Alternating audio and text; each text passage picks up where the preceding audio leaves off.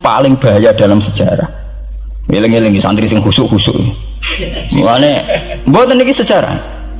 Mulane Kiai Memun, Kiai ngalim rata-rata gedeng santri khusuk dalam hal sejarah.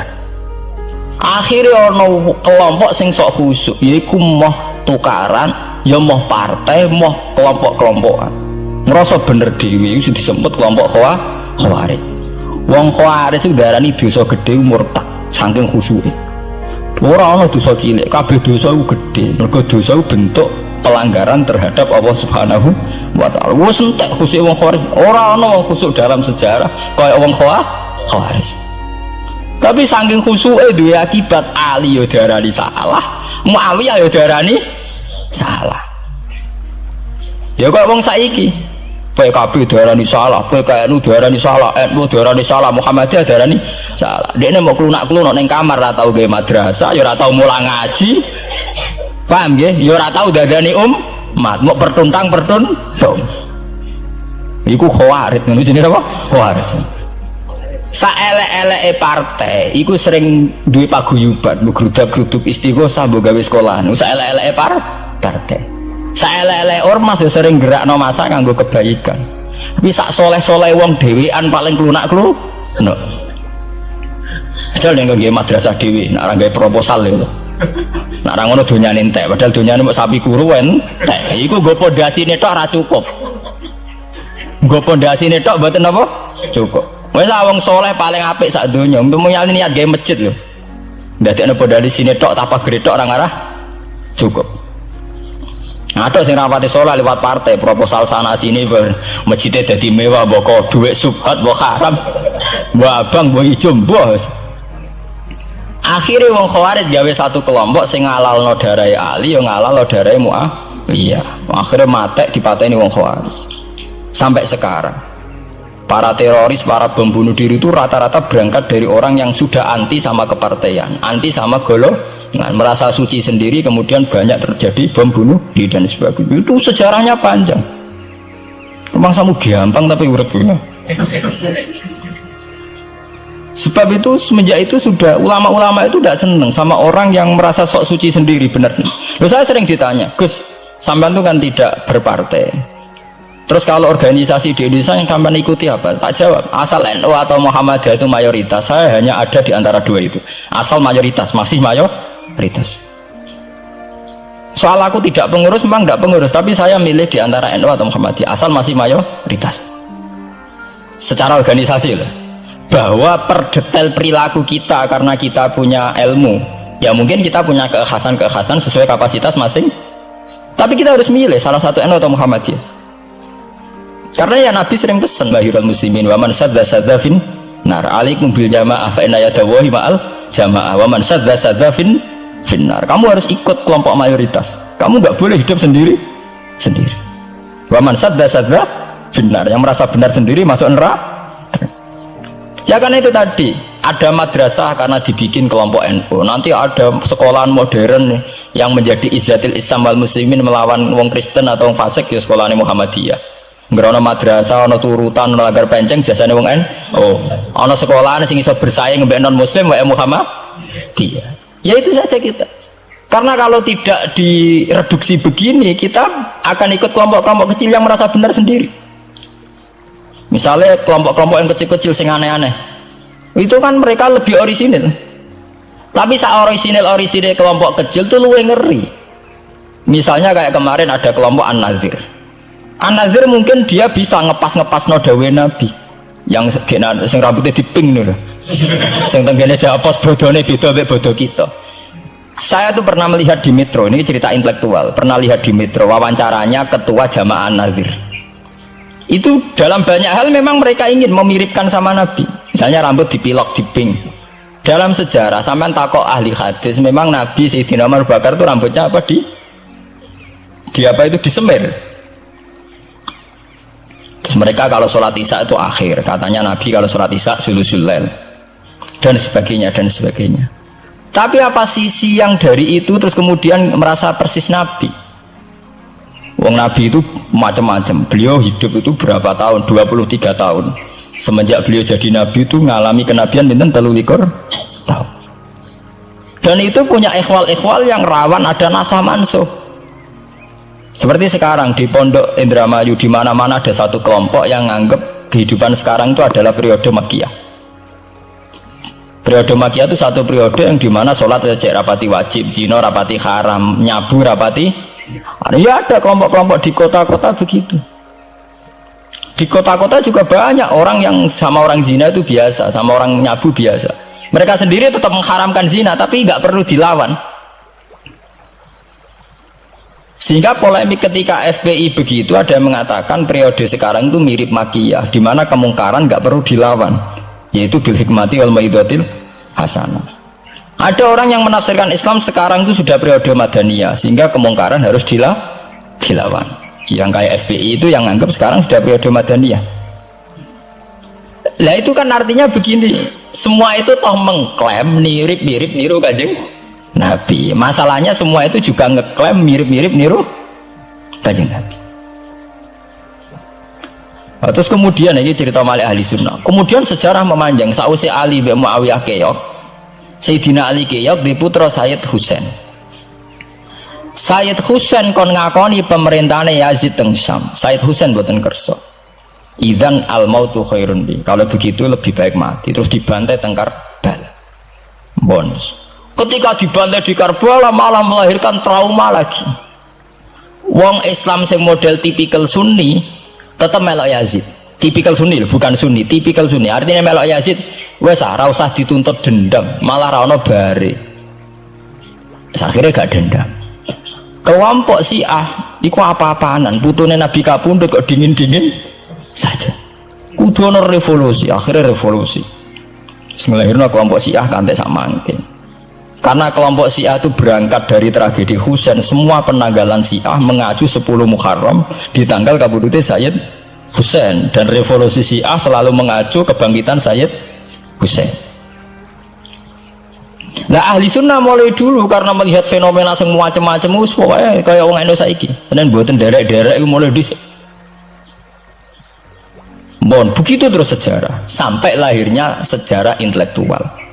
Nah sejarah intelektual sejarah paling nakalan, jadi mau resiko terus ujuk-ujuk jadi sejarah intelektual, yaitu yang diikuti kados Mbah Hasyim Asy'ari, Mbah Fadl, ulama-ulama. Terus wonten panduan ahli sunnah secara gampang. Artinya secara gampang begini, ahli sunnah itu siapa? Orang yang dalam bermadzhab fikih mengikuti ahadul madzahib al-arba'ah. Orang yang dalam ilmu kalam mengikuti Abu Musa al-Asy'ari atau Abul Hasan al-Maturidi. Orang yang dalam tasawuf mengikuti Imam Junaid, Abul Qasim al-Junaidi atau Syekh Abdul Qadir al-Jilani. Ya begitu. Tapi kan mereka-mereka yang jadi panutan kita kan orang yang baru datang kemarin. Masa sahabat sabarani ahli sunnah? Tabiin, masa tabiin pengikut Abu Musa al-Asy'ari? Dhisik endi tabiin Abu Musa al-Asy'ari? Masa Sayyidina Umar pengikut Imam Syafi'i? Wong dhisik Sayyidina Umar. Nah itu jenenge pembakuan sejarah secara intelektual. Artinya karena mendefinisikan ahli sunnah itu kangelan. Sebabnya ahli sunnah itu wong sing ciri utamanya itu Syafi'i atau Maliki atau Hanafi. Dalam akidah anut Asy'ari atau Matu, ya begitu saja. Ya sesuai secara kultural kalau di Indonesia ditakrif ahli sunnah sapa ya nak NU ya Muhammad dia. Karena Wahabi itu klaim ahli sunnah, sama jangan salah paham. Wahabi sendiri itu menurut konvensi internasional itu masih ahlus sunnah. Yeah.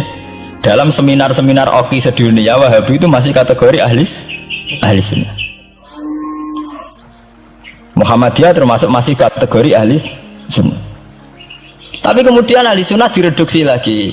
Ahli sunnah iso kok yang sarungan ketunan kunak-kunak ya napa? Ahli sunnah. Repot kan? Akhirnya secara global digawe takrif ahli sunnah itu sapa? Sing ora jelas sikape. Lah anak Syiah sing wani Amerika, itu takrif itu berkembang terus. Kok kebetulan Syiah diwakili oleh Iran, mulai dhisik ciri utamane Iran wani Amerika. Enggak dong, Iran nate dipresideni Shah Iran. Shah Iran itu Pahlavi. Pahlavi bonekane Amerika. Terus digolengno mbek monarkine Khomeini mbek Ali Syariati. Semenjak itu Iran identik mbek wani Amerika, dimulai zaman era revolusi sinten Khomeini. Badhe niku Rafsanjani nggih masih wani Amerika. Terus sama kayak Ahmad bin Nijat nih. Mulai riyen Iran mau di ciri khas sebuah negara yang wani napa? Amerika. Wani tenan Bores pokoknya jadi sejarah. Dene wis duwe sejarah ciri khasnya wani napa? Amerika. Nah, sesuai jadi tarif. Pemerintahan Sunni piye? Sing balane Amerika, lah Arab Saudi balane Amerika. Lah sing Syiah sing wani. Lah sesuai tarifnya sampean. Misalnya Amerika runtuh sing kuat Cina. Lah itulah kehidupan intelektual. Kehidupan intelektual itu akan selalu berkembang. Dan kita sebagai ulama, sebagai orang yang ngerti Quran harus membaca itu terus, fenomena itu, fenomena pergeseran-pergeseran itu.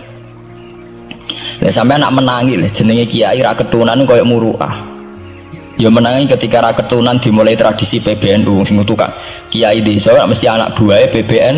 Oh, lah genge sing Jakarta ora tau ketunan, kewapok. Lah takano Mbah Sakur, jenenge riyen kiai jajar wedok UF. Suwe-suwe wala-wali zaman ketuane kiai rak PBNU. PBNU ini jejer-jejer Megawati. Sering metuki samu wedok do salah, nyoro sing kiai desa. Dikritik atasan, ra dikritik keyakinane dekne ora pas kiai jejer wong wedok ora lara. Ya itu zaman mesti begitu.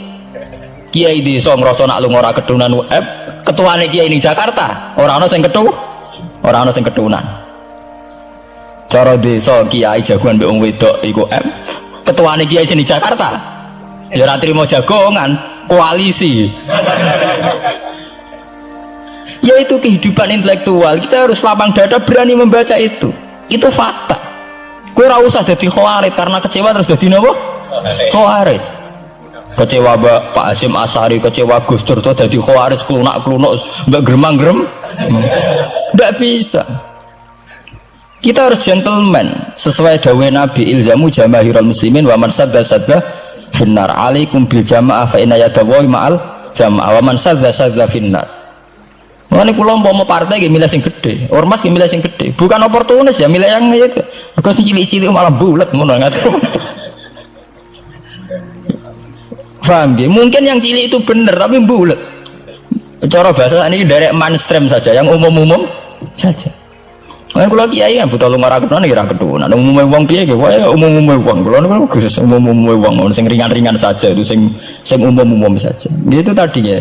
Karena sejarah ahli sunnah sendiri itu sejarah yang disederhanakan oleh proses intelektual. Apa baleni malih. Sejarah ahli sunnah piyambak itu sejarah yang disederhanakan oleh proses intelektual. Ini kemudian ada takrif ahli sunnah itu sapa wong sing cara bermadzhab mengikuti ahadul madzhab al-arba, cara bertasawuf mengikuti Abdul Qasim al-Junaidi, nggih. Cara bertauhid atau berilmu kalam nganggo Abu Musa al-Asy'ari atau Abdul Hasan al-Maturidi. Tapi mana ada takrif itu zaman Nabi? Nabi ora menangi periode ini Abu Musa al-Asy'ari, ya ora menangi Abdul Hasan al-Maturidi. Zaman mau ngoten tok. Ahli sunnah sinten ya Rasulullah? Ma'ana alaihil yauma wa ashabi. Ya wong sing anut aku lan anut sahabatku. Alaikum bisunnati wa sunnatil khulafair rasyidin al-mahdiyyin. Kowe ku anut aku lan anut khulafair rasyidin. Iya zaman Abu Bakar enak ketuane sitok. Tunggale zaman Mbah Hasyim Asy'ari enak karo anut Mbah Hasyim, nak era putu. Jare sepuh ya putune, jare sitok iku ya putune, iku ya putu, angger wong ya putune. Kula ereng wonten kiai alim wali teng Jawa Timur. Niku anak putune niku ora bangga. Mergo ager wong ya putune. Lho nggih to nggih. Misale Mbah Hasyim Asy'ari kiai top. Nah Mbah Hasyim cek dhewean kabeh wong menapa dawuh Mbah Hasyim. Era anak rek 6 mbok 5. Lah nek era putu karek ngitung kan. Anak 5 dan anak 5 anak putune wis sawe. Putune madzhabe beda.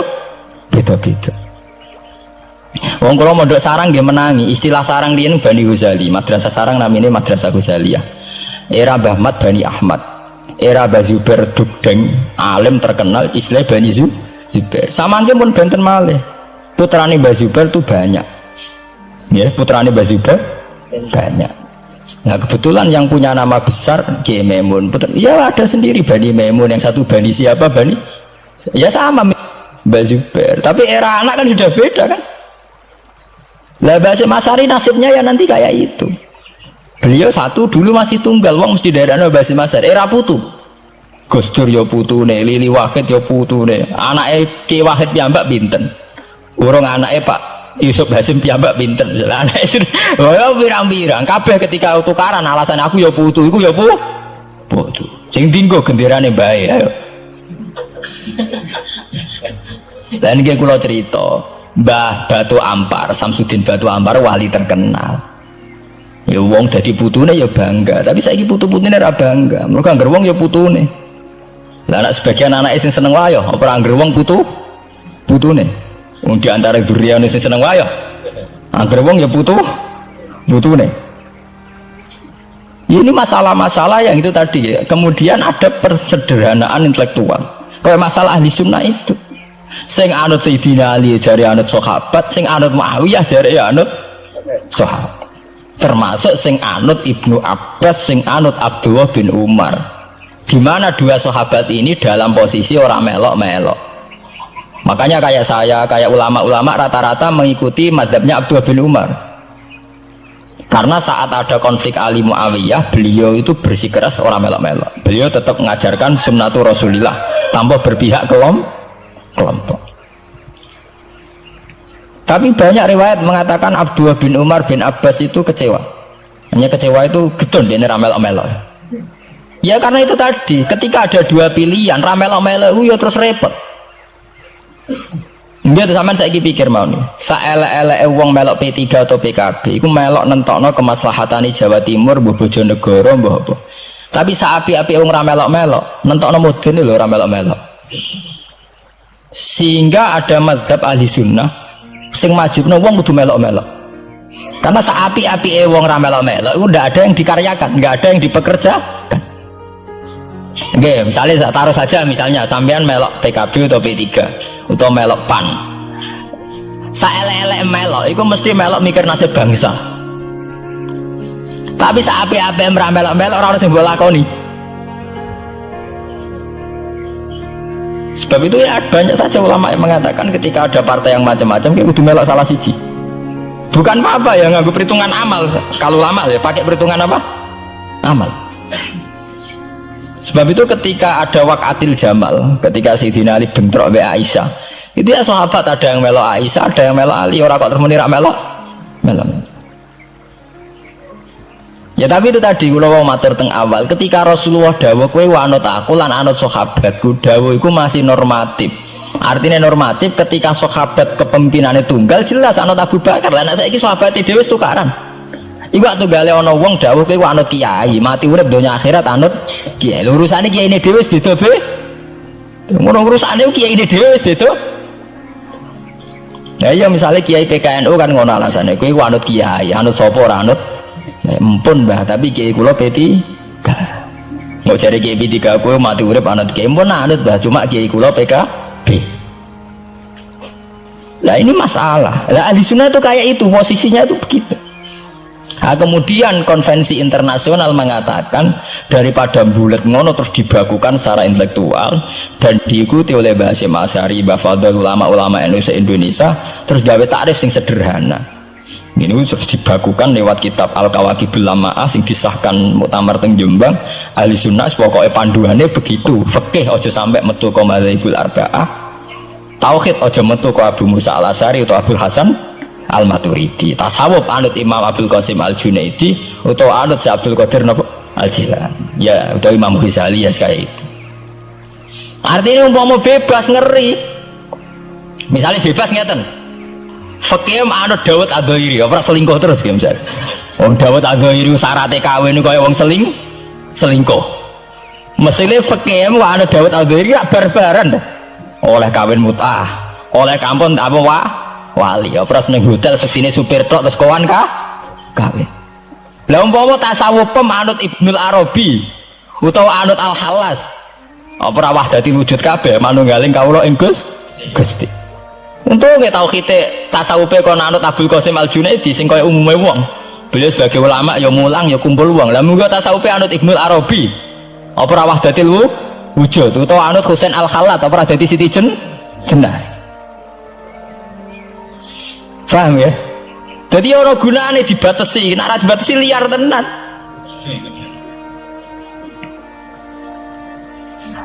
Paham ya? Ini masalahnya bandingannya ekstrim. Misalnya fakih kok kowe anut Dawud Adzairi, Kaya apa? Nak kenaan ngomong sing mut'ah. Mulane anggere ngaji muin Wahab anggere nyritakno syaraté kawin nganggo wali khilafan di Dawud Adz-Dzahiri, nganggo syahid ya khilafan di Dawud.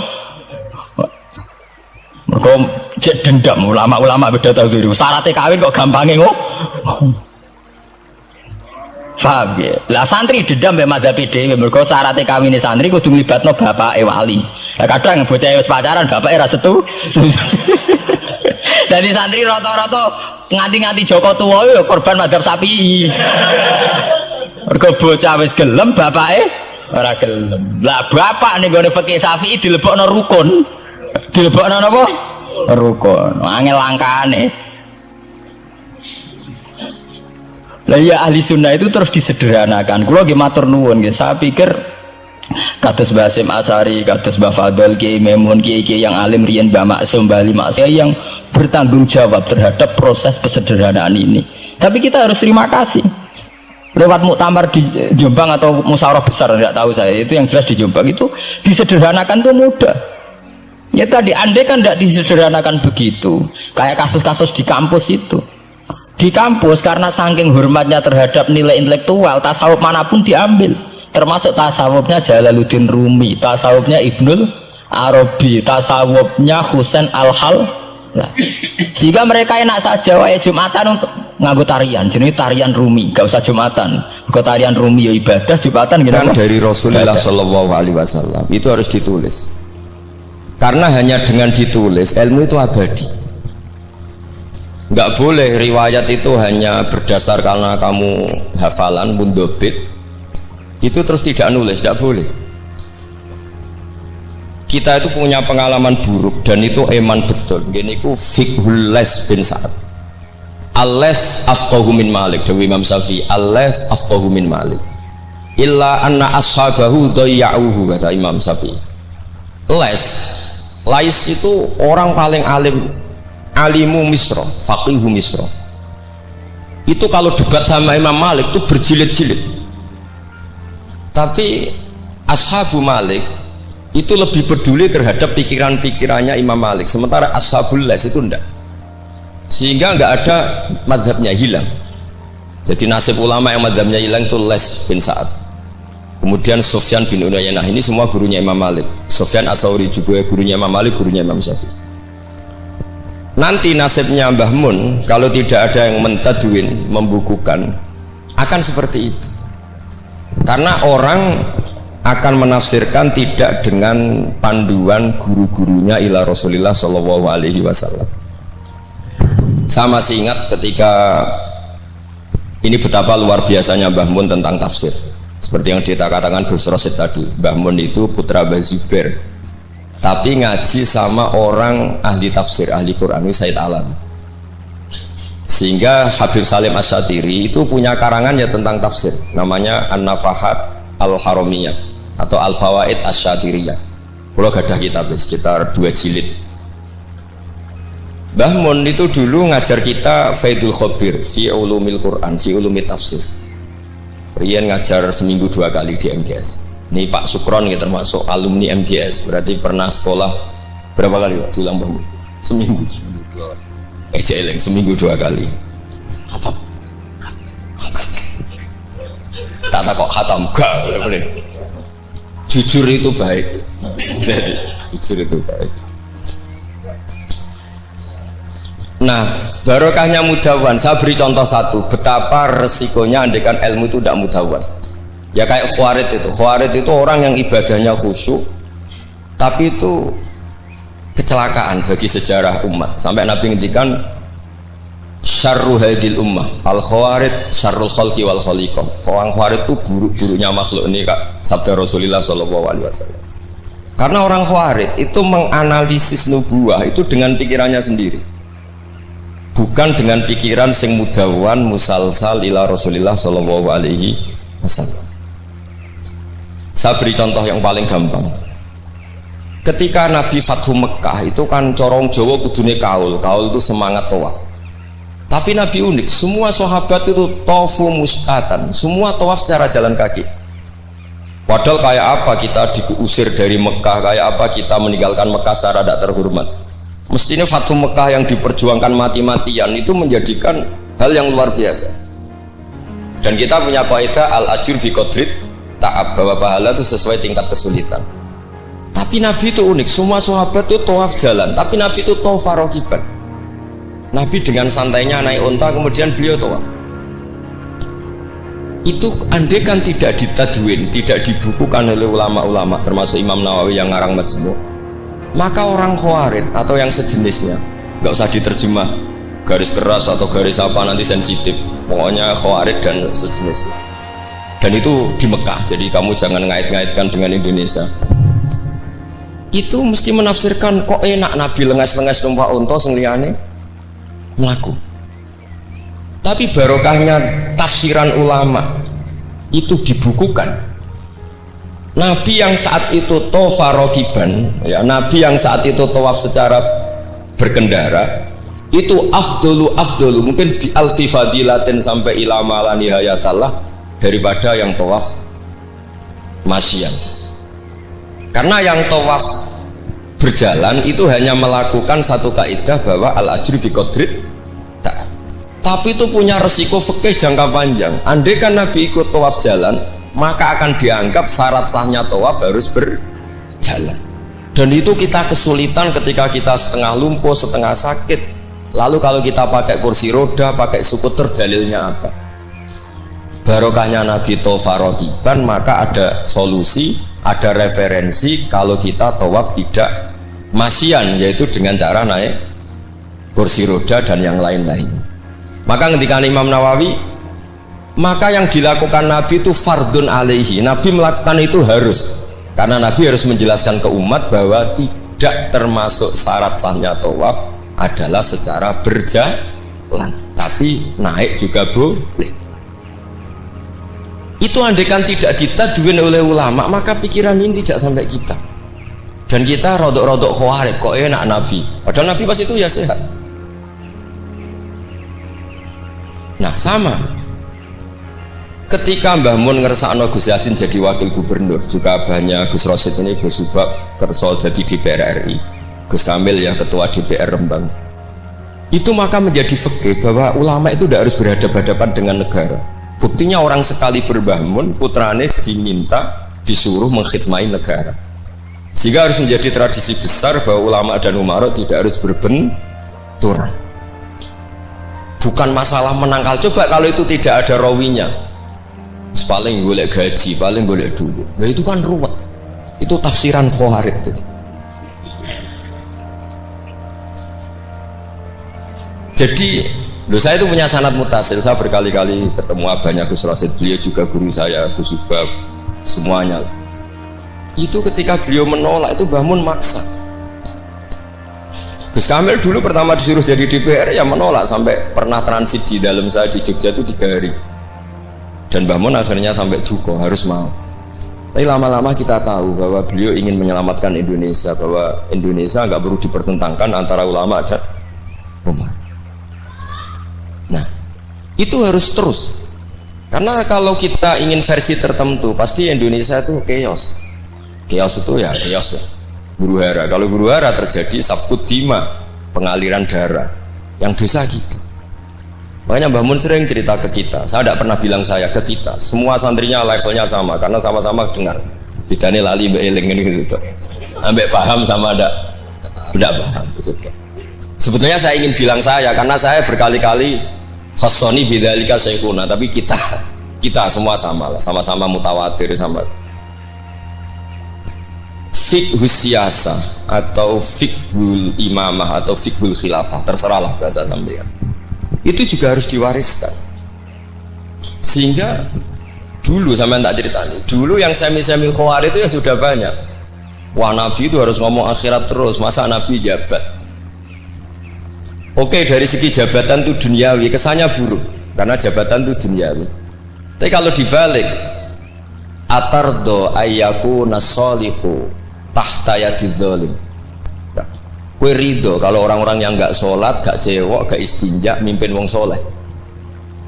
Jadi harus dibalik, harus membolehkan orang soleh yang mimpin orang dolim. Jangan dibalik, wong soleh pokoknya yang masjid kabeh, wiridan kabeh, dipimpin wong zalim, hanya karena kamu mengharamkan politik.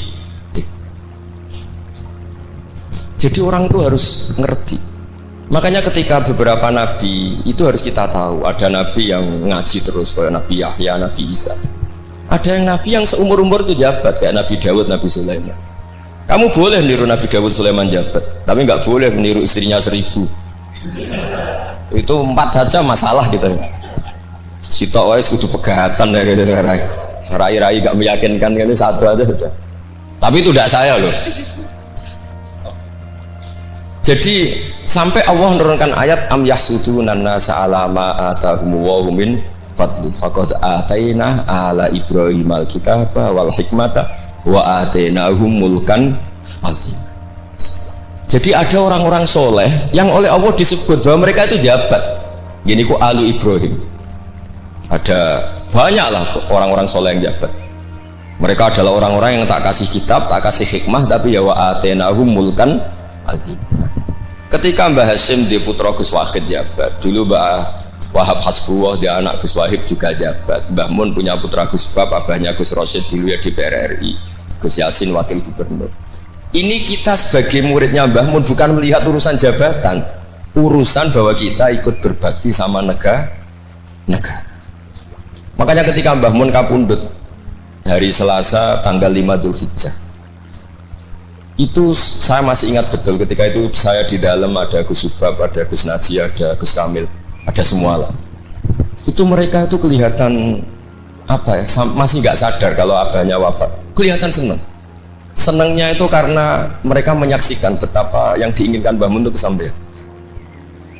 Beliau-beliau ini cerita, Mbah Mun itu cerita gini, Cung, aku nak mati Jumat berarti aku wali, nak mati Selasa aku ya wong alim. Jadi berarti beliau itu milih jadi orang alim. Jadi dia relax. Terus ada beberapa apa ya, uang lah atau apalah. Kata beliau sama Gus Subab, bilang ke Gus Subab, bab iya aku nak teko balekno, nak ra teko bagi ning anak-anak. Jadi semua dipersiapkan. Begitu mudah beliau melihat kematian, melihat kapundhut, melihat seringan itu. Karena kerinduan seorang wali atau orang soleh kepada Allah itu rindu sekali.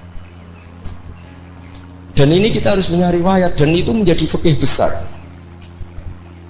Tidak boleh kamu pakai fikih khawarij. Kiai kok jabat, kiai kok kedonyan. Misalnya ono kiai wong soleh ora oleh kedonyan, terus saiki wong salat buruhe wong ora salat, kowe rido. Wong salat buruhe wong ora salat. Mergo sing salat kok kon melarat. Jadi nak fikih aja fikih khawarij. Fikih sing bener maca majmu'. Nak ra iso maca jerone maca judule. Ya terus enak. Oke, Pak Doni, Pak Sukron. Karena dia di Mekah lebih terkenal ketimbang Mbah Mun gitu. Itu Mbah Mun sampai tertawa-tawa. Mbah, jebule jenengan teng mriki terkenal kula. Kok iso kron? Lah niku tiyang tunggal dalam ini Sukron. Ya jadi Mbah Mun punya murid ya macam-macam. Ada yang kayak saya, ada yang kayak Pak Sukron. Makanya saya pertama datang, Sukron dikur, jarang enten, celok, nak agak teko agak gelem isi. Terus datang. Tadi bisi saya, Gus aku di foto, nak raja jerjeran gak di foto. Terus saya bilang gini, saya itu kalau di mana-mana sering jejerong putih, lagi ke jejerong ireng. Semoga ini kafarohnya saya jejerong putih-putih. Jadi saya teruskan lagi ya, harus selalu ada riwayat. Makanya saya alhamdulillah pernah diminta Gus Subab itu ya guru saya, beliau baca manhajnya fikihnya Mbah Mun di acara kesekian harinya Mbah Mun wafat. Karena saya masih ingat betul ketika di Medina saya sering digandeng Mbah Mun. Sholahuddin Al-Ayyubi nganti pintere ngono iku jarine mergo murid Imam Ghazali. Tapi jarine hak muridé putu murid. Terus saya bilang putu murid ya impun nate kula hitung nak murid mboten pas, mboten tok waktune. Yes putu murid. Karena saya pernah di masjidnya Sholahuddin Al-Ayyubi di mimbarnya. Itu futuhatnya itu sekitar 815. Jadi kalau tak hitung Imam Ghazali lahir 410, 450, wafat 505, kayaknya betul menang. Oh ya senang putu murid. Itu beliau punya konsep mengalahkan pasukan salib, itu yang dipakai itu kitab Ihya.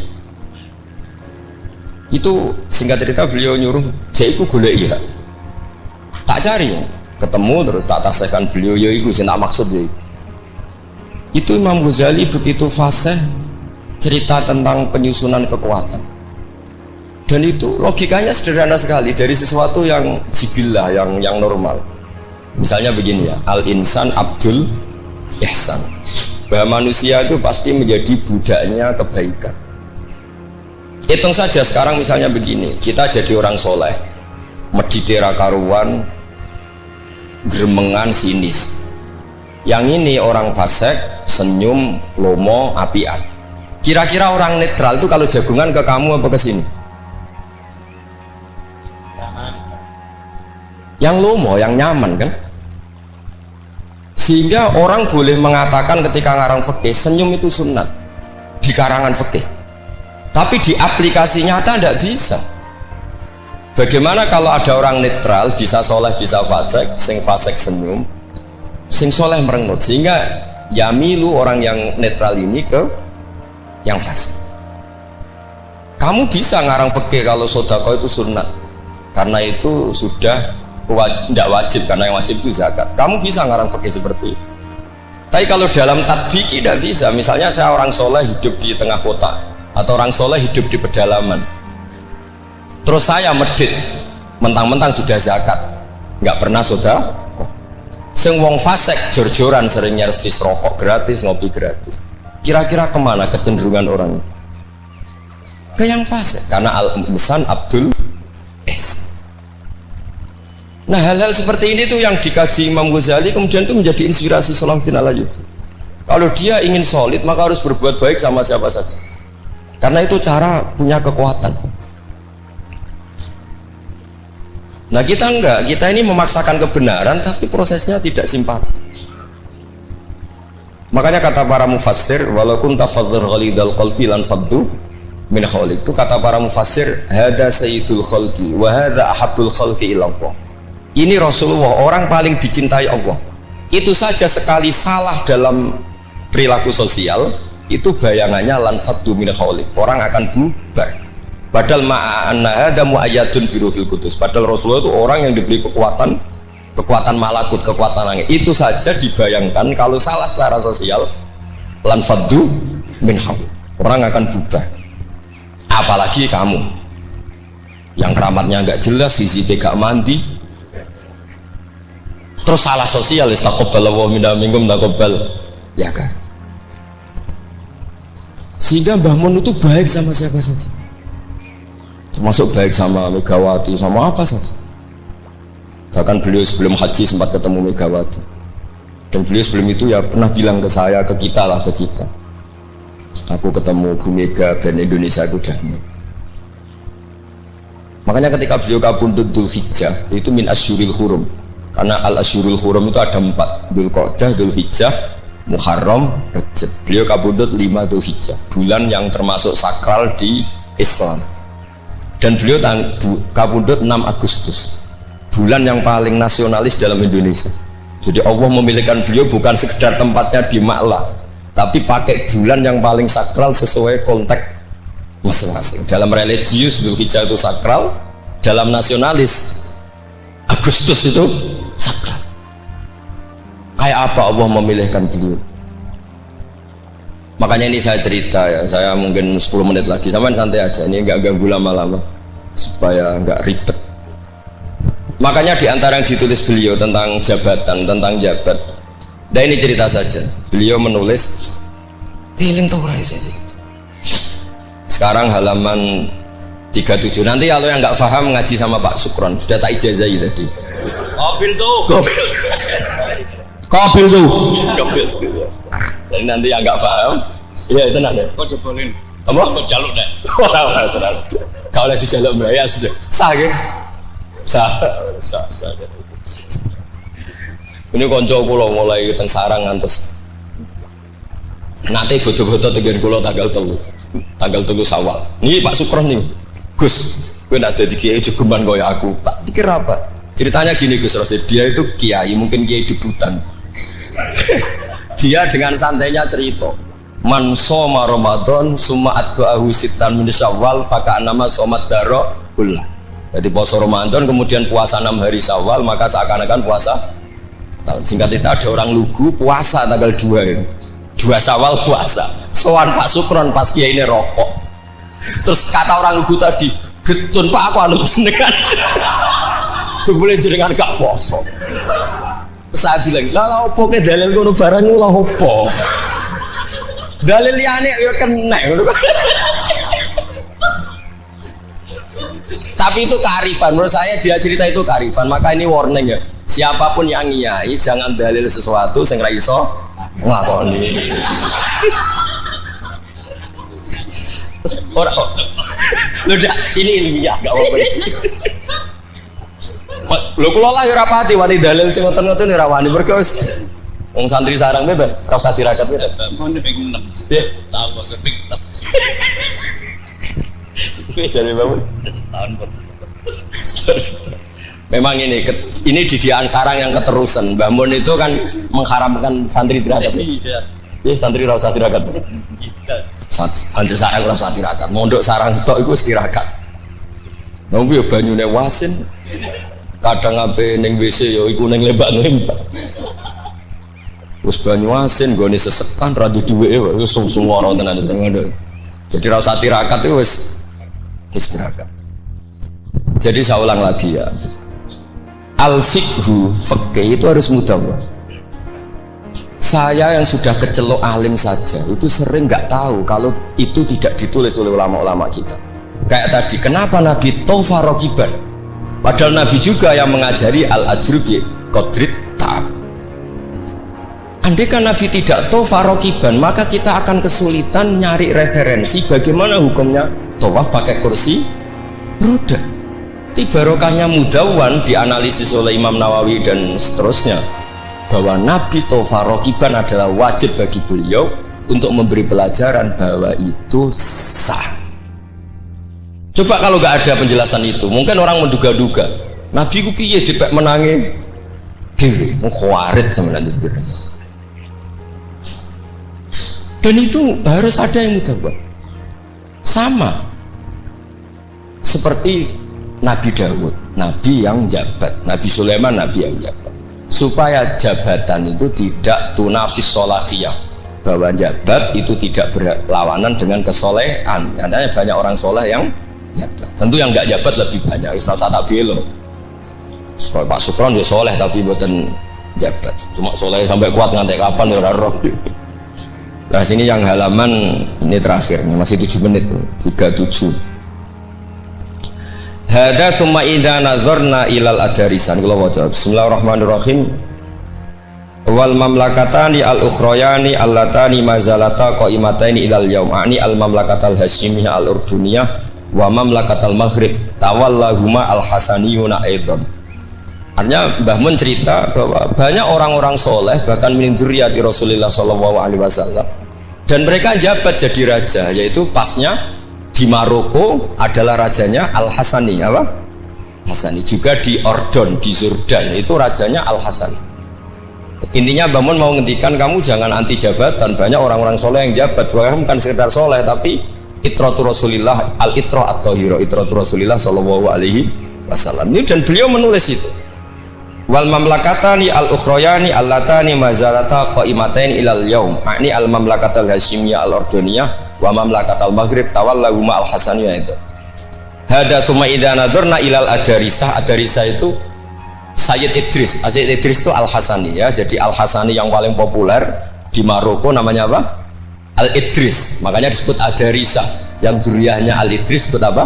Adarisah. Kayak yang bermadzhab Hambali disebut Hanabilah.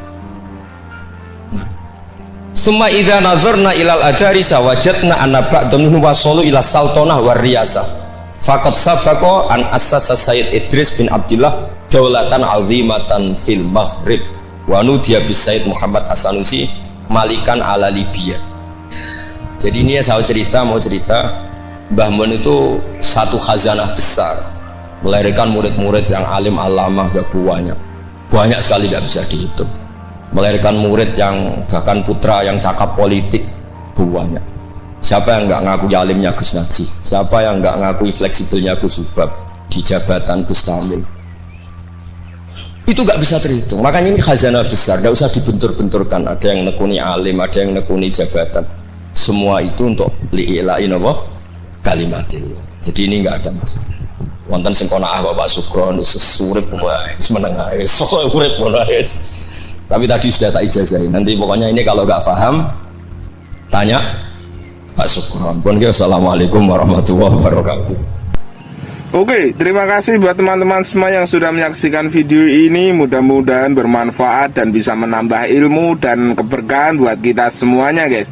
Dan oke, buat teman-teman semua yang baru gabung di channel ini, jangan lupa like and subscribe dan nyalakan tombol notifikasinya biar nggak ketinggalan video-video terbaru dari channel Sahabat Orji TV, guys. Dan oke, buat teman-teman semuanya dimanapun Anda berada, mudah-mudahan kita diberikan kesehatan, rezeki yang melimpah, dan panjang umur. Oke, terima kasih. Salah-salah dari kami, mohon maaf. Ada kekurangan. Wassalamualaikum warahmatullahi wabarakatuh. Bye-bye.